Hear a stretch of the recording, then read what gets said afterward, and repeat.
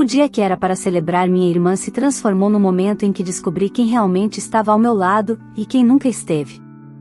Diante de 43 convidados, fui exposta, humilhada e tratada como se eu fosse um erro dentro da própria família.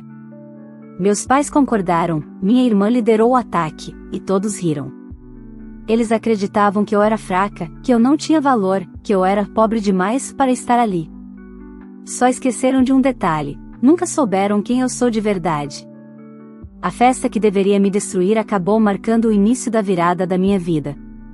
E quando eles descobriram o presente que eu levei para minha irmã naquele dia, foi tarde demais para tentar voltar atrás.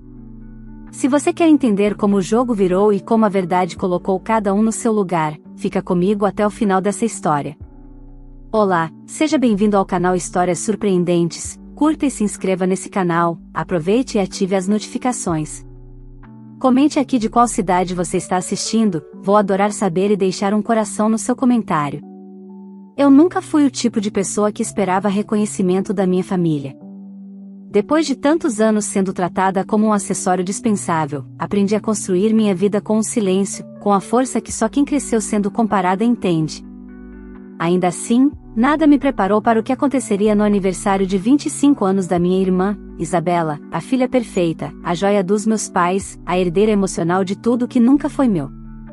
A festa foi realizada em um buffet de luxo em São Paulo, com decoração digna de gala e lista de convidados tão meticulosamente escolhida que parecia saída de um editorial de revista. Eu não estava acostumada àquele ambiente, mas achei que, pelo menos naquele dia, conseguiríamos ser uma família funcional. Isabela havia me mandado o convite pessoalmente, dizendo que seria importante eu estar lá. Eu pensei que talvez, só talvez, ela tivesse amadurecido. Acreditei como uma tola. Quando cheguei, percebi os olhos analisando meu vestido simples, minhas sandálias confortáveis, meu cabelo preso em um coque rápido, feito dentro do carro. Mas eu não me sentia menor. Eu tinha meu trabalho, meu apartamento, minha estabilidade. Não precisava provar nada a ninguém ali. Pelo menos era isso que eu repetia a mim mesma. Havia exatamente 43 convidados. Eu contei.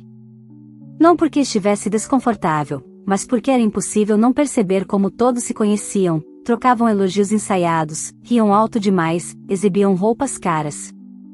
Eu era a peça desalinhada no retrato perfeito. Mesmo assim, respirei fundo, comprei um presente que representava um sonho e sorri quando minha irmã subiu ao palco improvisado para agradecer a todos pela presença. Foi quando tudo desmoronou. Gente, antes de abrir os presentes, eu queria agradecer a minha família, ou parte dela, Isabela disse, enquanto pegava o microfone com um brilho venenoso nos olhos. Todos riram, sem saber do que viria em seguida. Algumas pessoas insistem em aparecer onde não pertencem. Mas fazer o quê, né? Sempre tem alguém que tenta participar de uma festa que não é do seu nível. O salão explodiu em risos. Eu fiquei parada, confusa, acreditando que ela estava apenas fazendo uma piada de mau gosto. Mas então ela virou para mim e apontou, sem o menor pudor. Larissa, você é pobre demais para essa festa. Isso aqui não é para você. Não combina com você. Você não tem jeito para esse tipo de evento. Então, por favor, vá embora. O silêncio durou menos de um segundo. Logo vieram as gargalhadas. Gente que nunca me viu na vida rindo da minha humilhação. Eu procurei meus pais com os olhos, implorando por uma reação, um gesto, qualquer coisa. Minha mãe abaixou a cabeça. Meu pai sorriu sem graça, colocou a mão no ombro de Isabela e completou: filha, é o dia dela. Você precisa respeitar o momento. Aceita e vai embora, por favor. Não leva pro pessoal. As risadas continuaram. Uma mulher filmava discretamente. Um rapaz cochichou: nem devia ter vindo com essa roupa. Outro riu do meu salário, mesmo sem saber nada sobre mim. Aquilo foi o estopim. Eu senti a queimadura do orgulho ferido, da traição, da certeza de que nada do que eu fizesse na vida jamais seria suficiente para eles. Mas eu não chorei. Não dei o espetáculo que queriam. Eu apenas virei as costas e saí. no estacionamento, com as mãos tremendo, abri o porta-malas do carro. Lá estava o presente da Isabela, um envelope com 2 passagens para Paris, hotel pago e roteiro turístico completo, já algo que eu havia planejado por meses, juntando cada detalhe para que ela vivesse o sonho que sempre mencionou. A viagem custou R$ 37.200 e, ironicamente, eu tinha acabado de ser expulsa por ser pobre. Liguei a câmera do celular. Abri uma live. Contei tudo, não com raiva, mas com calma, mostrando o presente e dizendo que eu realmente achava que Isabela merecia realizar o sonho de conhecer Paris. A live explodiu em poucos segundos. Comentários indignados, gente chocada, gente me defendendo. Foi então que eles entraram na transmissão. Isabela e meus pais, com orgulho em chamas, me pedindo o presente de qualquer jeito. Exigindo, dizendo que eu tinha a obrigação moral de dar. Dizendo que eu estava tentando envergonhá-los. Naquele momento, finalmente ficou claro, eles nunca se importaram comigo. Só com o que eu poderia oferecer. E naquela noite, olhando para a câmera, eu decidi, eles pagariam caro por cada risada, cada menosprezo, cada ano em que me fizeram acreditar que eu era menos. Aquele presente nunca foi para Paris. Foi para a verdade. A live terminou com mais de 7.000 pessoas assistindo ao mesmo tempo. Eu nunca fui influenciadora, nunca tive público, mas naquele instante parecia que todas as vozes que eu nunca tive ganharam corpo. Quando encerrei, respirei fundo e fiquei olhando para o celular, tentando entender o que tinha acabado de acontecer. Eu não planejei humilhar ninguém. Quem decidiu se expor foram eles. O mundo apenas assistiu. O celular vibrou com tanta força que quase caiu da minha mão. Mensagens de WhatsApp, ligações não atendidas, SMS, até e-mail. Todos da minha família. Não um pedido de desculpas, não um traço de arrependimento. Apenas exigências. Minha mãe dizendo que eu tinha perdido o juízo, meu pai dizendo que eu estraguei a festa da irmã. Isabela, por sua vez, enviava áudios se alternando entre gritos e chantagens emocionais. Se você não me entregar esse presente, eu nunca mais vou olhar na sua cara. Como se olhar na minha cara tivesse algum valor desde o início. Não respondi nada. Dirigi até meu apartamento, sentindo no estômago um misto de dor e libertação. Era como se eu tivesse tirado uma venda depois de anos. Eles nunca vão reconhecer, pensei. Não importa se eu entregasse Paris, Londres ou a Lua. Para eles, eu sempre seria a filha errada, o erro que não se encaixa na família perfeita que queriam inventar. E naquele momento eu entendi que, pela primeira vez na vida, eu podia escolher não me importar. Tomei um banho demorado, coloquei meu pijama mais confortável e sentei no sofá, pronta para desligar o mundo. Mas o mundo não estava pronto para me desligar. As redes estavam em ebulição. A live estava sendo compartilhada em páginas grandes, perfis de fofoca e perfis de defesa ao abuso familiar. Os comentários variavam entre indignação, apoio e gente que dizia ter passado pela mesma dor. Foi então que minha chefe, Marina, me ligou. Eu esperava que ela quisesse conversar sobre exposição, imagem da empresa, ou algo assim. Mas não. Larissa, eu vi sua live. Eu chorei assistindo. Você não precisa explicar nada. Amanhã você não vem trabalhar, tá? Fica em casa, respira. E qualquer coisa que você precisar, eu tô aqui. Desliguei tentando conter o choro. Nunca precisei da compaixão da minha família. Mas, naquela madrugada, percebi o valor de quem escolhe ficar. No dia seguinte, acordei com o interfone tocando. No visor, o rosto do meu pai. Não precisei abrir para saber o que ele queria. Ignorei.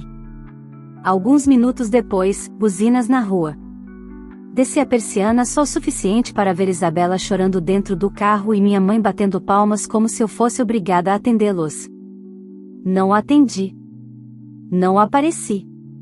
Não respondi. Depois de 20 minutos, foram embora. Mas aí veio o golpe que eu esperava, e já havia me preparado para enfrentar. Horas depois, recebi uma notificação judicial. Meus pais e Isabela entraram com uma medida para tentar me obrigar a cumprir o presente anunciado publicamente. Em outras palavras, queriam tomar a viagem para Paris à força. Era quase cômico. A humilhação existia, a crueldade existia, mas no papel eles queriam parecer vítimas. Sempre foram assim, causavam fogo e depois choravam pedindo água. Liguei para o escritório do condomínio e pedi para que deixassem registrado que nenhum membro da minha família poderia subir ou ser autorizado a entrar sem minha permissão. Não demorou muito para Isabela tentar passar na portaria dizendo que tinha o direito de falar comigo. Saiu de lá sendo filmada por curiosos. A repercussão nas redes continuava crescendo, e eu sabia que precisaria tomar uma decisão. Não queria virar um espetáculo. Não queria alimentar ódio público. A vida inteira restrita emocionalmente, e agora, de repente, exposta para o país inteiro. Mas havia uma coisa que eu já sabia: eu nunca mais iria implorar por amor. No fim da noite, sentei no computador e escrevi um texto simples: eu não devo nada para quem nunca me ofereceu amor. Silêncio também é resposta. E a partir de hoje, a minha vida não será mais construída ao redor de quem me diminuía. Postei e desliguei o celular. Mas, quando a gente decide se libertar, quem sempre se beneficiou da nossa submissão entra em desespero. E eles estavam prestes a mostrar do que eram capazes. Porque a história estava longe, muito longe, de terminar naquele aniversário. Nos dias seguintes, descobri rapidamente que quando alguém passa a vida alimentando um ego frágil à base de aparência e validação externa, basta cortar o suprimento para que o desespero se revele. Meus pais e Isabela não queriam o meu amor, nunca quiseram. Eles queriam o presente, a imagem, a conveniência. E quando perceberam que eu não seria mais útil, passaram a agir como inimigos, e não como família.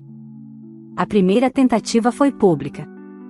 Uma nota divulgada no Instagram da minha irmã, escrita como se fosse de uma vítima injustiçada: minha própria irmã tentou usar meu aniversário para se promover. Ela expôs nossa família e criou um caos desnecessário. Nós só queremos paz. A publicação veio acompanhada de fotos da festa, com ela sorrindo radiante, como se nada tivesse acontecido. Nos comentários, fãs do estilo de vida dela a defendiam, sem ter ideia do que realmente estava por trás. Só que dessa vez, eu não estava sozinha. Pessoas que viram a live começaram a responder. Prints surgiram. Vídeos gravados por convidados da festa apareceram. O trecho exato de Isabela me expulsando viralizou. Em poucas horas, o que era uma tentativa de limpar a imagem virou um efeito dominó que engoliu o teatro deles. A verdade, quando finalmente encontra espaço, se espalha com fome. Mas família narcisista não recua. Ela dá o próximo passo. Na manhã de quarta-feira, recebi uma mensagem no grupo da empresa onde trabalho. Me chamaram urgentemente para o setor de RH. Fui até lá com o estômago embrulhado, pronta para ouvir algum pedido de afastamento. Mas quem estava sentada na sala não era minha chefe Marina. Era a diretora da empresa, Renata, e ao lado dela, uma tela exibindo algo que eu nunca tinha esperado. Meus pais e minha irmã haviam enviado um e-mail para a diretoria relatando que eu era instável, que estava atacando a família nas redes sociais, e que não era uma pessoa emocionalmente adequada para representar a empresa. Em resumo, eles tentaram fazer com a minha carreira exatamente o que sempre fizeram com a minha autoestima: destruir para controlar. O que eles não contavam era que Renata já tinha assistido a live, e que Marina, minha chefe, era uma fortaleza ao meu lado. Larissa, fique tranquila, Renata disse, antes mesmo que eu respirasse. O que sua família fez é grave, e já encaminhamos tudo ao jurídico. Não vamos permitir que usem seu trabalho para te atacar. Por um segundo, senti minhas pernas fraquejarem. De alívio. Pela primeira vez em anos, alguém me defendia sem pedir nada em troca. Quando saí do RH, encontrei Marina encostada na porta com 2 cafés na mão. Entregou um para mim. Eu avisei que estava aqui, não avisei? Sorrisos silenciosos dizem mais do que palavras. Mas se tem algo que aprendi é que pessoas que dependem de hierarquia emocional não suportam perder controle. Assim que perceberam que a empresa não cederia, meus pais deram o passo seguinte, e mais baixo. Às 19 horas do mesmo dia, minha vizinha do 305 tocou minha campainha, apavorada. Tem uma mulher lá embaixo dizendo que você maltrata seus pais e que você é um monstro ingrato, ela está gritando com o porteiro. Desci. Sim, claro que era minha mãe, com lágrimas prontas para ativar o teatro. Ela gritava, chamava minha atenção, dizia que eu havia destruído a reputação da família, que não tinha ética e que estava escolhendo o dinheiro ao invés do amor. O porteiro tentava mantê-la fora. Ela insistia, eu exijo que você venha conversar comigo como filha. E eu, pela primeira vez, respondi sem hesitar, eu não devo nada a você. Vocês me expulsaram da festa, do coração e da família. Agora, aceitem as consequências. Ela tentou vir para cima de mim, mas os seguranças do prédio a impediram. Quando ela percebeu que a cena estava sendo filmada por vizinhos, saiu correndo, morrendo de vergonha. Mas aquela noite não acabou ali. Às 23 horas, recebi a ligação que confirmou tudo, eles não estavam arrependidos. Estavam em pânico. Larissa, meu pai disse, com a voz tensa, nós precisamos conversar. Isso já passou dos limites. Você precisa deletar aquela live e fazer uma publicação dizendo que interpretaram errado. Ah? Então era isso. Não era amor. Nunca foi. Eu respirei fundo. Pai, não existe interpretação errada quando vocês me expulsaram e riram de mim diante de 43 pessoas. Silêncio. Até que ele admitiu, você sabe como a Isabela é, ela só estava empolgada. Não precisava levar para esse lado. Minha visão ficou turva de raiva contida. Vocês passaram a vida justificando as crueldades da Isabela. E agora que estão colhendo o que plantaram, querem que eu cubra? Não mais. Ele tentou usar a carta final, se você realmente é família, você vai ajudar. E então eu entendi. Família, para eles, nunca tinha sido amor. Era conveniência. Engraçado, respondi, porque quando eu pedi amor, vocês não deram. Quando eu pedi respeito, vocês riram. Agora vocês pedem ajuda? Justo vocês? Ele desligou. E naquele exato momento eu soube, eles iam atacar mais forte. E eu não deixaria barato. A vida inteira eu precisei deles. Agora seriam eles que precisariam de mim. E eu tinha acabado de descobrir como virar o jogo. Eu achava que nada mais poderia me surpreender vindo da minha família. Mas estava enganada. Quando se tira o poder emocional de pessoas acostumadas a controlar tudo e todos, elas recorrem ao único território que ainda lhes resta, a reputação social. E meus pais estavam dispostos a queimar qualquer ponte para me fazer ceder. Na manhã de sexta, acordei com um e-mail da escola onde trabalho como coordenadora de projetos culturais. Não era uma cobrança, nem uma reclamação. Era um aviso, alguns responsáveis e professores receberam mensagens questionando sua conduta familiar. Vamos conversar pessoalmente, sem pressa. Meu sangue gelou. Meus pais tinham decidido afetar justamente o que mais tenho orgulho, o meu trabalho com adolescentes de baixa renda, ajudando-os a enxergar o próprio valor. Aquilo não era apenas ataque. Era crueldade calculada. Respirei fundo, me arrumei e fui até a escola. No corredor, percebi olhares curiosos. Mas ninguém me tratou com desrespeito. Quando entrei na sala da direção, encontrei a coordenadora pedagógica e a diretora, duas mulheres que sempre me admiraram profissionalmente. A diretora bateu a porta e sentou-se, séria. Recebemos várias mensagens anônimas dizendo que você é instável, ingrata, agressiva com a família, e que não tem preparo emocional para lidar com jovens. Ao ouvir aquilo, senti a garganta fechar. A diretora continuou, assistimos à sua live. Vimos o vídeo da festa. Vimos sua mãe no seu prédio. Sabemos exatamente o que está acontecendo. Foi como tirar um peso da alma. Larissa, a coordenadora disse com firmeza, não se preocupe. Não vamos permitir que sua família destrua sua carreira. Mas precisamos avisar, eles não vão parar por aqui. E elas tinham razão. Quando saí da escola, havia 3 jornalistas na calçada. Câmeras. Microfones. Perguntaram sobre a live, sobre a festa, sobre a viagem para Paris, sobre a ação judicial. Alguém tinha vendido a história. Alguém muito próximo. E só existiam 3 suspeitos. Entrei no carro sem dar nenhuma declaração, mas o impacto já estava feito.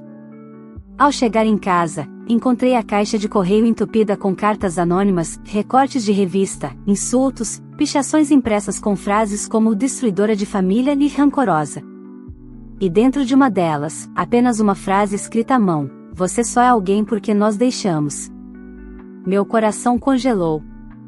Aquilo não era apenas manipulação emocional. Era ameaça. Era aviso. Meus pais não queriam apenas o presente. Queriam controlar quem eu era. Sentei no sofá, em silêncio. Respirei fundo. E pela primeira vez não chorei. Eu sabia exatamente o que meu antigo eu teria feito, se encolhido, pedido desculpas, implorado por paz. Mas eu não era mais a filha que rastejava pelo afeto da família. Eles não perceberam que a partir da live eu deixei de buscar amor e passei a exigir respeito. Eu precisava de ajuda profissional para saber o que fazer e liguei para Gabriel, um advogado e amigo que conheço desde a faculdade. Contei tudo. Ele ficou em silêncio por alguns segundos e depois disse: Larissa, isso não é apenas conflito familiar. Isso é assédio moral, perseguição, tentativa de difamação e perturbação do seu sossego. Você tem prova de tudo. Dá para virar o jogo legalmente de forma impecável. Ele pediu capturas de tela, vídeos, links, documentos. Pediu tudo. Passei horas reunindo material. E quando terminei, percebi uma coisa que me tirou o ar: a vida inteira, eu tive medo de enfrentar minha família, mas agora, finalmente, eu tinha ferramentas para isso. No dia seguinte, Gabriel protocolou uma medida protetiva de urgência contra meus pais e Isabela. E não apenas isso, entrou com um processo por danos morais, difamação, e por uso abusivo da minha imagem e do meu nome com intenção de destruição psicológica. Eu estava preparada para um novo ataque. Mas o que veio foi muito pior, e muito melhor ao mesmo tempo. À noite, recebi uma mensagem inesperada. Um número desconhecido. Um texto curto: se você quiser entender por que tudo isso aconteceu, me encontre. Eu sei de coisas sobre sua irmã e seus pais que você precisa saber. Sem assinatura. Sem identidade. Sem explicação. Poderia ser cilada. Poderia ser provocação. Mas algo me incomodava desde aquele aniversário, o convite que Isabela fez antes da festa. Ela nunca tinha me convidado para nada. Aquilo nunca fez sentido. E se a humilhação não tivesse sido espontânea? E se a festa tivesse sido planejada para isso? Passei a noite acordada perguntando a mim mesma se valia a pena saber. A resposta veio às 6 da manhã, quando alguém bateu na minha porta. Quando abri, me deparei com uma mulher que eu nunca tinha visto, por fora. Mas a dor nos olhos dela, eu conhecia. Meu nome é Camila, ela disse, nervosa. Eu era a melhor amiga da Isabela, até descobrir o que ela e seus pais fizeram com você. Você não sabe nem metade. E naquele momento eu soube, a verdade estava apenas começando a surgir.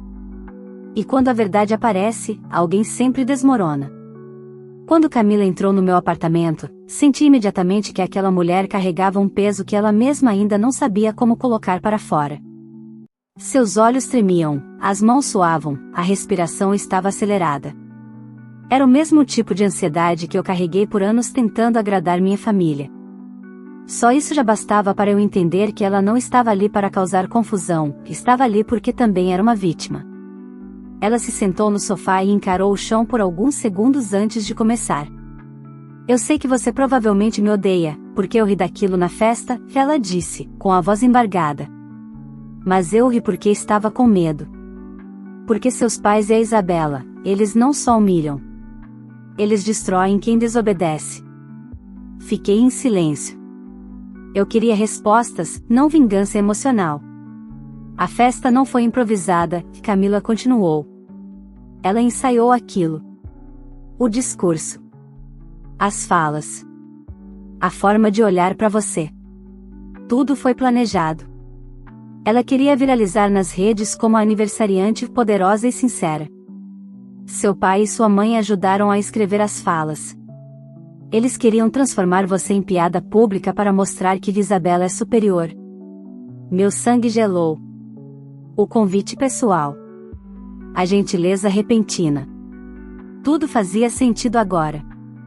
Mas teve algo que saiu completamente do controle, Camila disse, respirando fundo. A viagem. Eles não sabiam que você daria uma viagem para Paris. Eles tinham certeza absoluta de que você apareceria com um presente pequeno ou barato. Era isso que deixava a humilhação mais perfeita. O mundo girou no meu estômago. Eles não queriam apenas me excluir. Queriam me arruinar com público, testemunhas e registros. E eu, inocente, tinha preparado o presente mais caro e mais simbólico da minha vida, exatamente para a pessoa que mais queria me ver destruída. Quando você saiu da festa, Camila continuou, seu pai ficou com medo. Estavam certos de que você estava se escondendo de vergonha. Mas quando a live começou, ele percebeu que você tinha virado o jogo. Ali, naquele instante, eles entraram em pânico. Ouvir a confirmação da boca de outra pessoa mexeu comigo de uma forma estranha, não era mais dor. Era clareza.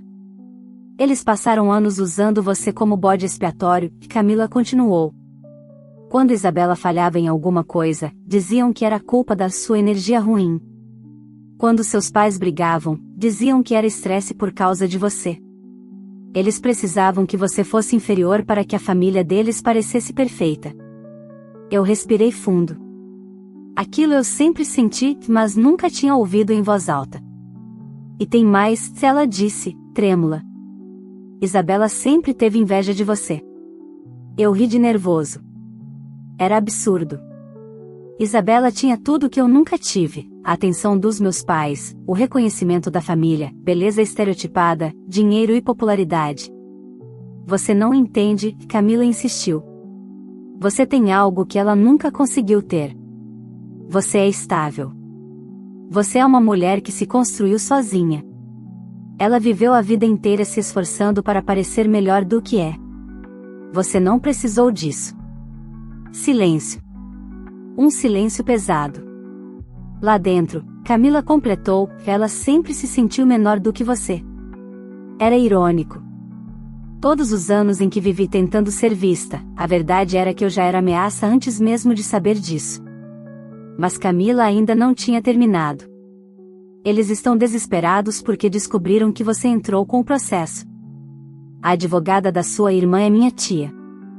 Ela me ligou ontem dizendo que o caso é sério, que todas as provas estão contra eles e que se a mídia continuar repercutindo, a imagem deles vai desmoronar de forma irreversível. Eles vão fazer de tudo para te parar. E quando digo tudo, é tudo. Meu coração acelerou. Eu conheci a minha família. Eles nunca aceitaram perder. E agora estavam encurralados. Então por que você veio me avisar? Perguntei. Camila respirou profundamente antes de responder, porque eu passei anos sendo amiga da sua irmã para não ser o alvo. Eu vi ela destruir colegas de faculdade, namoros, carreiras. Eu vi o jeito que ela falava de você quando ninguém estava escutando. E eu me odiei por não fazer nada. Mas ontem, quando eu assisti sua live pela 10ª vez, eu percebi uma coisa: ninguém tinha o direito de te tratar como eles te trataram. Eu não tenho como apagar o que você passou, mas posso te ajudar a impedir que eles façam isso com mais alguém. Pela primeira vez, alguém apareceu para me ajudar sem querer nada em troca. Camila abriu a bolsa e tirou um pendrive. Aqui dentro tem áudios, prints, mensagens e vídeos de conversas da Isabela com seus pais. Coisas que eles não podem explicar nem inventar desculpas. Eles planejaram a sua destruição. E agora, isso é a prova. Meu corpo tremeu. Aquilo não era apenas vingança. Era justiça. Eu agradeci, e Camila foi embora, chorando antes mesmo de alcançar o elevador. Ela estava libertando a mim, e a si mesma. Eu fui até o computador. Liguei. Coloquei o pendrive. Ouvi cada áudio, li cada conversa. Alguns trechos me feriram profundamente. Outros me deixaram com uma raiva tão grande que não havia mais espaço para tristeza. E foi ali que eu decidi, eu não ia apenas me defender. Eu ia expor. A verdade não seria resolvida em silêncio, seria revelada com luz. Abri meu editor de vídeo. Criei uma pasta chamada A Verdade sobre a Minha Família. Salvei todos os arquivos. Mas antes de fazer qualquer postagem, recebi uma mensagem inesperada de Gabriel, o advogado: prepare-se. A família está indo para o tudo ou nada. Eles vão tentar destruir sua reputação antes que você destrua a deles. E então veio a notificação: meus pais e minha irmã marcaram uma coletiva de imprensa. E eu estava prestes a assistir e responder. A parte final dessa história não seria mais sobre dor. Seria sobre encerramento. E ninguém sairia ileso. A coletiva de imprensa estava marcada para domingo às 10 horas da manhã. Eu sabia exatamente o que aconteceria lá. Minha família inventaria uma narrativa emocional, faria apelos dramáticos, choraria diante das câmeras e tentaria inverter os papéis. Sempre funcionou. Na vida inteira deles, a versão contada era mais importante que a verdade. Mas dessa vez, pela primeira vez, a verdade estava comigo. Às 9h50, sentei no sofá da sala e abri o notebook. A TV transmitia o evento ao vivo. Meus pais apareceram primeiro, com roupas sombrias e expressões de sofrimento calculado. Isabela entrou logo depois, com maquiagem borrada propositalmente, as lágrimas planejadas para comover o público. O apresentador anunciou que iriam me explicar a situação e desmentir os ataques de internet, como se eu fosse uma criminosa perigosa, e não apenas uma filha cansada de ser humilhada. Minha mãe começou: não queremos atacar ninguém, só queremos paz. Nossa família está sendo destruída por ódio sem motivo. Meu pai continuou: nossa filha mais velha sempre teve problemas emocionais, e infelizmente expôs nossa intimidade para ganhar atenção. E então, como uma atriz treinada, Isabela completou: tudo que eu fiz naquela festa foi brincadeira. Foi exagero, mas nunca foi para magoar. Minha irmã destruiu minha vida por causa de uma piada. Quando ouvi piada, senti o sangue ferver. Eu revivi a imagem dos 43 convidados rindo enquanto eu era expulsa. Revivi a voz da minha mãe dizendo que era o momento da Isabela. Revivi os anos sendo comparada, diminuída, ignorada. Mas eu não fiz escândalo. Eu não fui até lá. Eu não invadi.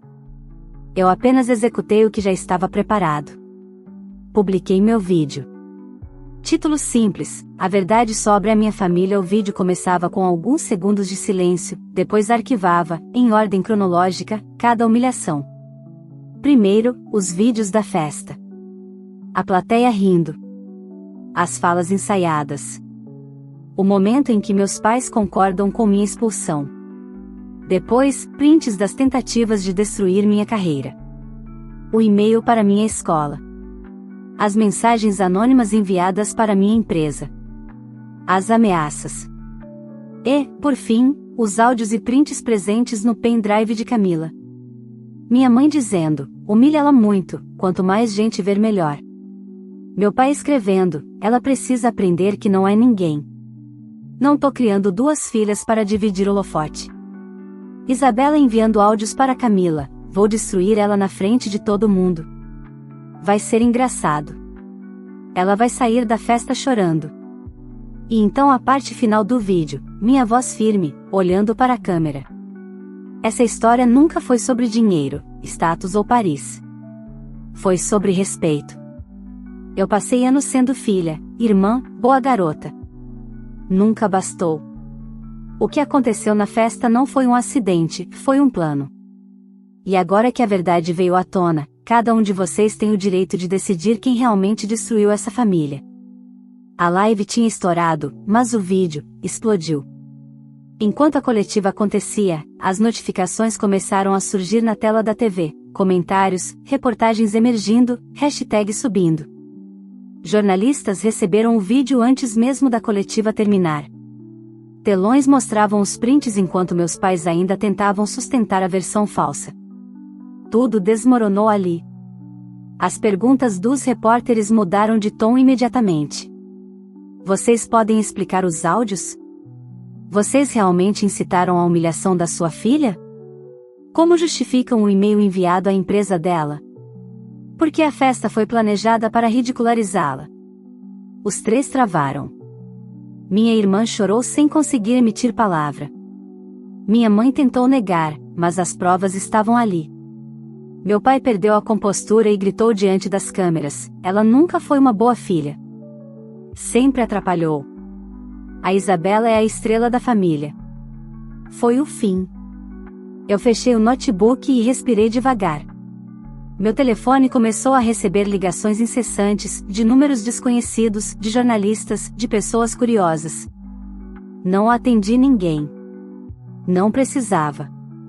Eu já tinha dito tudo. Horas depois, Gabriel apareceu no meu apartamento com uma garrafa de vinho. A coletiva acabou, e ele disse: o processo está ganho. A juíza autorizou a manutenção da medida protetiva e deu parecer favorável aos danos morais. Vai ser questão de tempo para fechar tudo. Eu servi 2 taças, e pela primeira vez em semanas, senti paz. Larissa, e ele disse, olhando nos meus olhos: você venceu. Eu não respondi.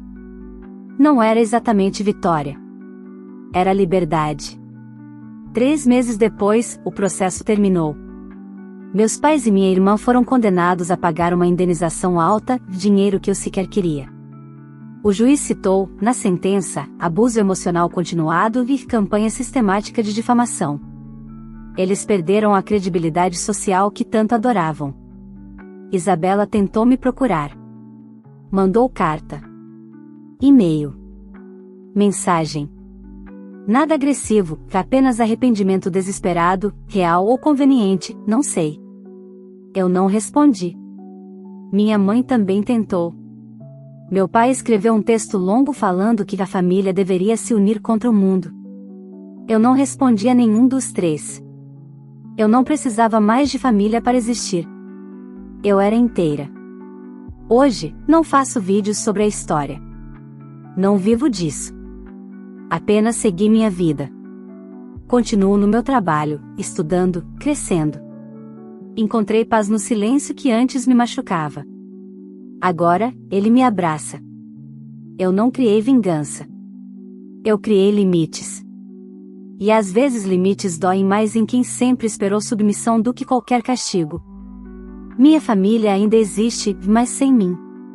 Eles nunca mais serão parte da minha vida.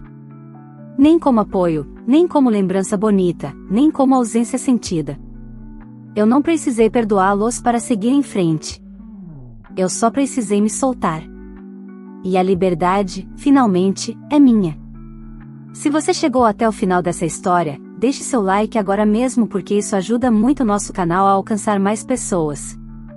Se inscreva para não perder nenhuma das próximas histórias e ative o sininho para receber os próximos episódios assim que forem postados. Compartilhe esse vídeo com alguém que precisa ouvir essa mensagem sobre respeito, autoestima e limites familiares. Agora eu quero saber de você: se estivesse no lugar dessa filha, você faria o mesmo?